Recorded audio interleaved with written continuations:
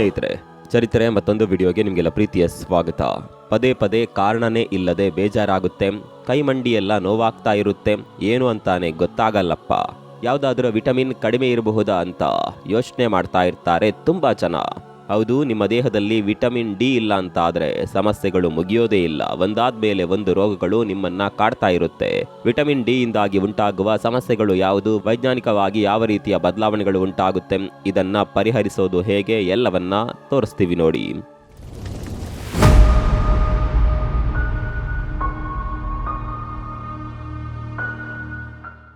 ಸ್ನೇಹಿತರೆ, ನಿಮಗೆ ತಲೆ ಹೆಚ್ಚು ಬೆವರ್ತಾ ಇದೆಯಾ? ನಿಮ್ಮ ಮನೆಯಲ್ಲಿರುವ ಮಕ್ಕಳಲ್ಲಿ, ದೊಡ್ಡವರಲ್ಲಿ ಈ ಗುಣ ಕಾಣಿಸಿಕೊಳ್ತಾ ಇದೆಯಾ? ನೀವು ವಿಟಮಿನ್ ಡಿ ಬಗ್ಗೆ ಯೋಚನೆ ಮಾಡಲೇಬೇಕು. ನೀವು ಮಲಗುವಾಗ ಫ್ಯಾನ್ ಹಾಕಿ ಮಲಗಿದ್ರು ಬೆಳಗ್ಗೆ ಏಳುವಾಗ ನಿಮ್ಮ ತಲೆದಿಂಬು ಒದ್ದೆ ಆಗಿರುತ್ತೆ. ಅಂದರೆ ರಾತ್ರಿ ಸಮಯದಲ್ಲಿ ಹೆಚ್ಚಿಗೆ ಬೆವರುತ್ತೆ. ಆಗಾಗ ನಿಮ್ಮ ಮನಸ್ಸು ಹ್ಯಾಪಿ ಆಗುತ್ತೆ, ಕಾರಣನೇ ಇಲ್ಲದೆ ಇರಿಟೇಟ್ ಆಗುತ್ತೆ, ಸಿಟ್ಟು ಬರುತ್ತೆ, ಬೇಸರ ಆಗುತ್ತೆ. ಇದೆಲ್ಲ ಆಗೋದು ವಿಟಮಿನ್ ಡಿ ಕಡಿಮೆ ಇರೋದ್ರಿಂದ. ನಿಮ್ಮ ಮೂಡ್ ಸ್ವಿಂಗ್ಸ್ ಕೂಡ ಕ್ಷಣನೂ ಆಗ್ತಾ ಇರುತ್ತೆ.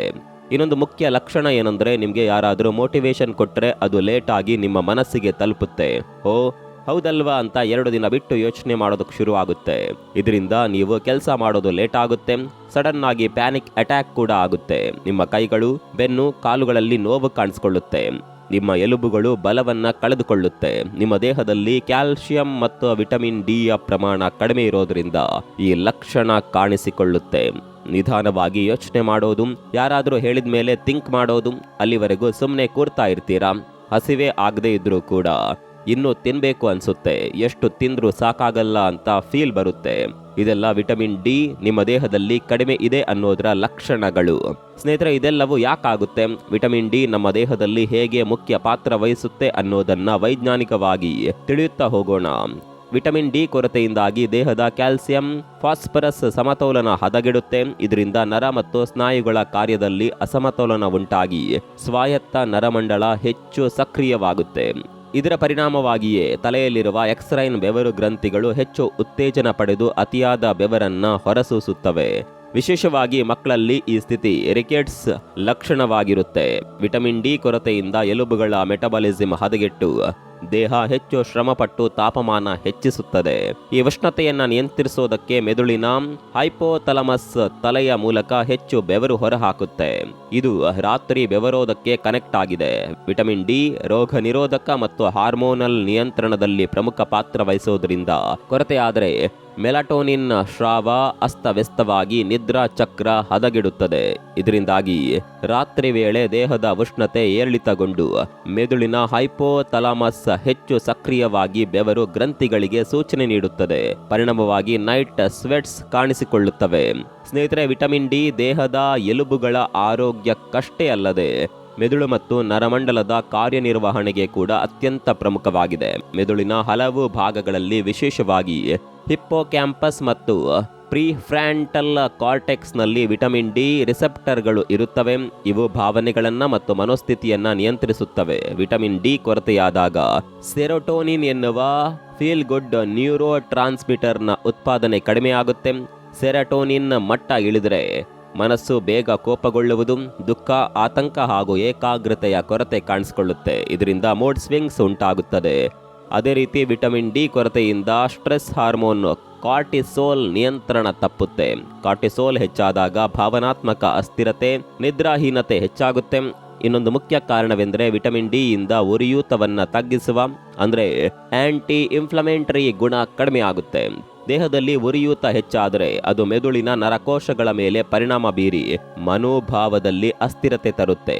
ಇದರ ಜೊತೆಗೆ ವಿಟಮಿನ್ ಡಿ ಕೊರತೆಯಿಂದ ಮೆಲಟೋನಿನ್ ಹಾರ್ಮೋನ್ ಸ್ರಾವ ಅಸ್ತವ್ಯಸ್ತವಾಗಿ ನಿದ್ರೆ ಸರಿಯಾಗಿ ಬರದೆ ಅದರ ಪರಿಣಾಮವಾಗಿ ದಿನದ ಸಮಯದಲ್ಲಿ ಮೂಡ್ ಬದಲಾವಣೆಗಳು ಹೆಚ್ಚಾಗುತ್ತವೆ. ಸ್ನೇಹಿತರೆ, ಮೆದುಳಿನ ಅಮಿಗಡ್ಲ, ಹಿಪ್ಪೋ ಕ್ಯಾಂಪಸ್ ಮತ್ತು ಪ್ರಿಫ್ರಾಂಟಲ್ ಕಾರ್ಟೆಕ್ಸ್ ಭಾಗಗಳಲ್ಲಿ ವಿಟಮಿನ್ ಡಿ ರಿಸೆಪ್ಟರ್ಗಳು ಇರೋದ್ರಿಂದ ಭಯ ಮತ್ತು ಆತಂಕ ನಿಯಂತ್ರಣದಲ್ಲಿ ಇದರ ಪ್ರಮುಖ ಪಾತ್ರವಿದೆ. ಅಂದರೆ ಪ್ಯಾನಿಕ್ ಅಟ್ಯಾಕ್ ಆಗೋದಕ್ಕೆ ಮುಖ್ಯ ಕಾರಣ ವಿಟಮಿನ್ ಡಿ ಕೊರತೆಯೇ ಕಾರಣ.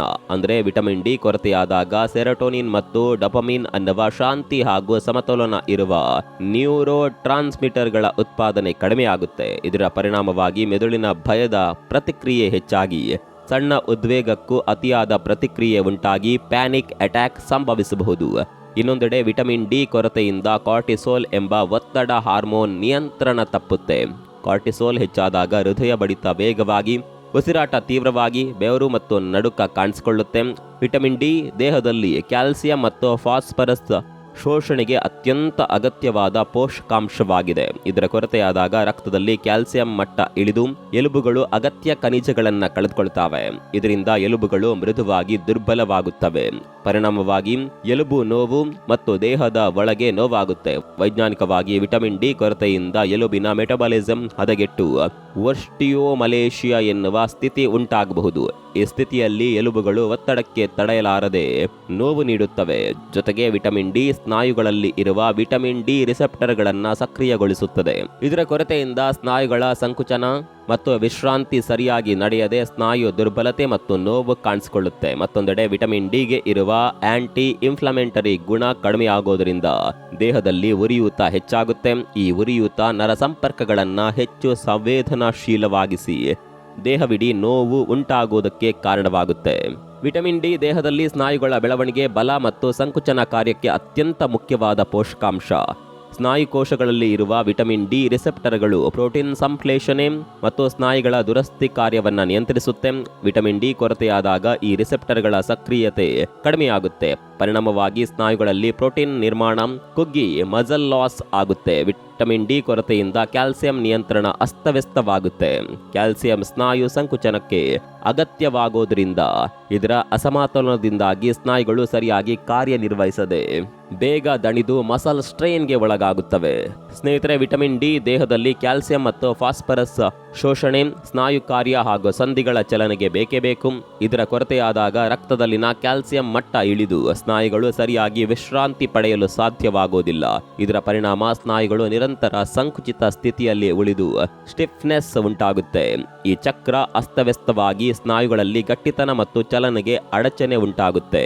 ಗಮನಿಸಬೇಕಾದ ಅಂಶ ಏನಂದ್ರೆ, ಮೆದುಳಿನ ಹಿಪ್ಪೋಕ್ಯಾಂಪಸ್, ಪ್ರಿಫ್ರಂಟಲ್ ಕಾರ್ಟೆಕ್ಸ್ ಮತ್ತು ಸೆರಿಬೆಲ್ಲಂ ಭಾಗಗಳಲ್ಲಿ ವಿಟಮಿನ್ ಡಿ ರಿಸೆಪ್ಟರ್ಗಳು ಕಂಡುಬರ್ತವೆ. ಇವು ಗಮನ ಕೊಡುವುದು, ನೆನಪು ಮಾಡುವುದು, ತ್ವರಿತ ನಿರ್ಧಾರ ಮತ್ತು ಮಾಹಿತಿಯ ಸಂಸ್ಕರಣೆಯನ್ನು ನಿಯಂತ್ರಿಸುತ್ತವೆ. ವಿಟಮಿನ್ ಡಿ ಕೊರತೆಯಾದಾಗ ನ್ಯೂರೋ ಟ್ರಾನ್ಸ್ಮಿಟರ್ಗಳಾದ ಸೆರೋಟೋನಿನ್ ಮತ್ತು ಡೋಪಮಿನ್ ಉತ್ಪಾದನೆ ಕುಗ್ಗುತ್ತೆ.